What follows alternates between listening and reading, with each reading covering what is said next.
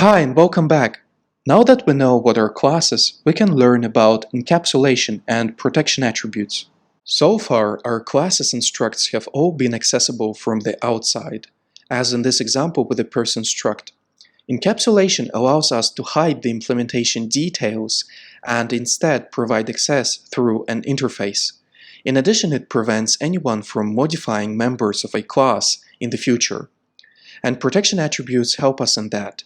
There are two ways specifying protection attributes, at a modular level and at a class or struct level. The default attribute is public.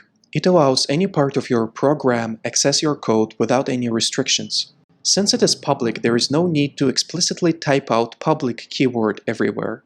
Another protection attribute is private. Private class and module members can only be accessed by the class and the module which defines it, but not from the outside. There is also a package protection attribute, which specifies package-level accessibility. For example, imagine you have an animal package, which contains a cat module with a package definition. This cat module can be accessed by any other module within that animal package. And finally, there is a protected protection attribute, which specifies accessibility for derived classes. It is closely linked to inheritance.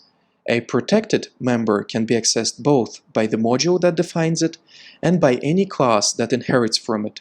We will discuss inheritance in more detail in the future. Now let's talk about defining protection attributes. There are three ways it can be specified. There is Java style, where you write it in front of a single definition. There is also a C++ style, which is specified by a colon. And finally, there is a block style that specifies the protection attribute for all definitions that are inside that block. So pick up the style you like the most and go practice a little bit. That's it for today. In the next video, we will learn about interfaces and inheritance that are used in many design patterns. Have a nice day and see you next time.